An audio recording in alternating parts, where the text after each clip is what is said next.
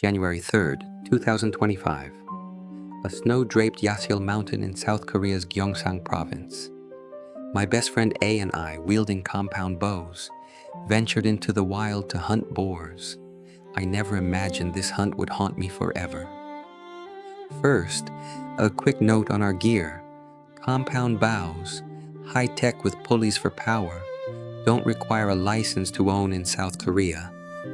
But to hunt invasive boars, you need a Class 1 hunting permit, local government approval, and a police report. We'd done it all.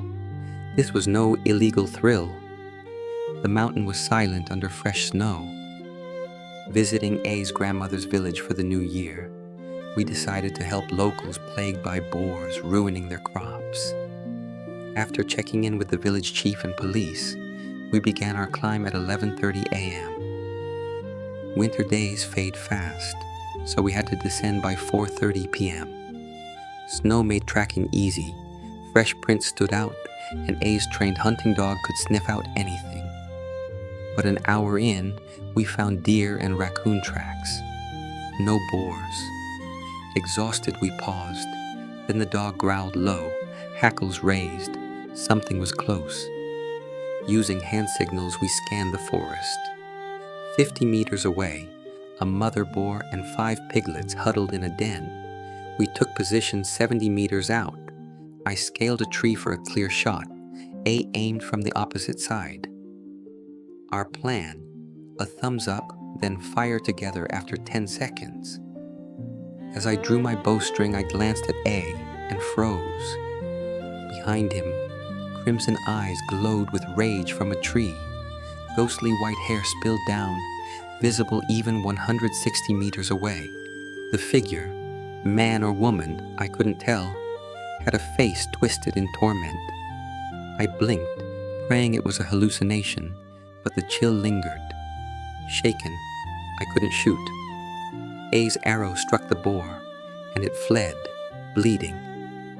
We tracked the blood trail, but A's face was ashen. "You saw it too, didn't you?" he whispered.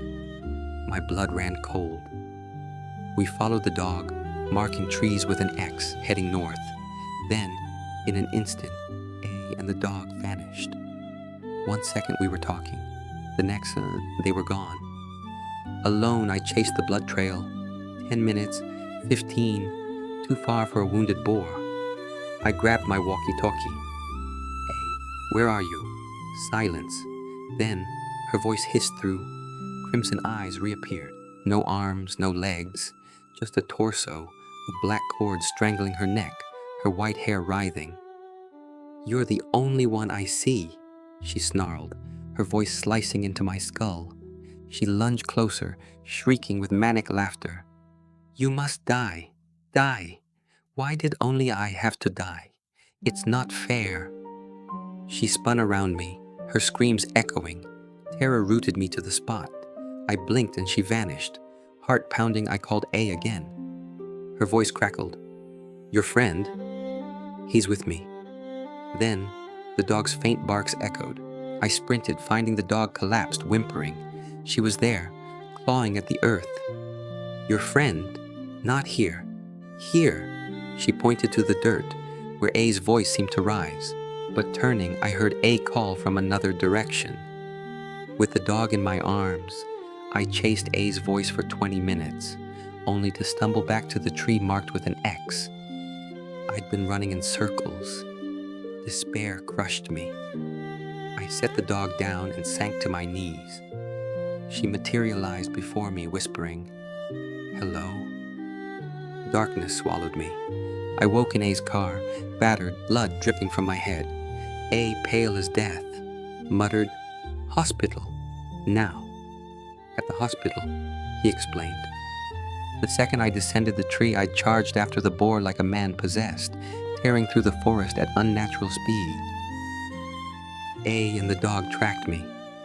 I'd been screaming, "You must die," while smashing my head against a tree.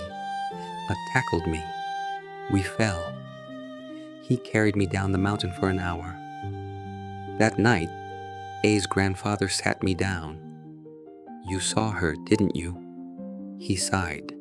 recounting a tragedy from the Japanese colonial period, a time of forced labor and human rights abuses. A young woman in her 20s suffered unspeakable horrors at the hands of Japanese soldiers. Overwhelmed, she ended her life on Yaseol Mountain. The black cord was her final act. Her crimson eyes, her tormented soul's rage and grief. She'd haunted the mountain ever since. My fear melted into sorrow. She wasn't just a ghost. She was a victim of a cruel era. Korea's occupation left scars, especially on women who endured unimaginable brutality.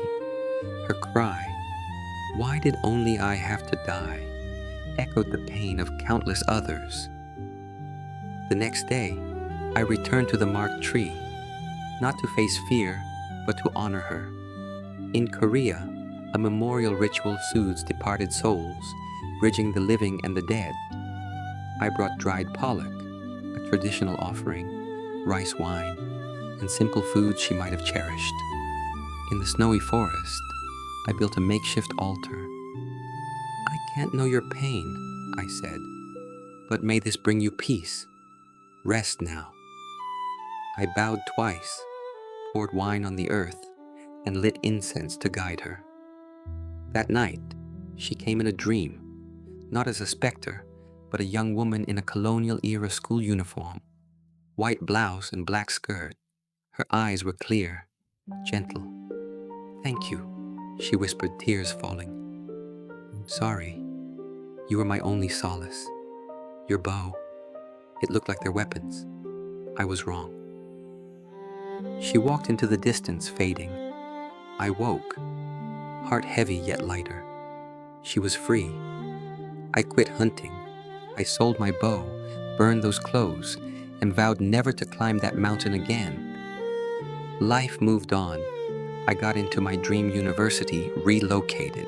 Recently, I returned to Yaseol Mountain for another ritual, praying she's at peace. This tale began with terror, but ended in reconciliation with a tormented soul. The Japanese occupation's wounds linger in our history.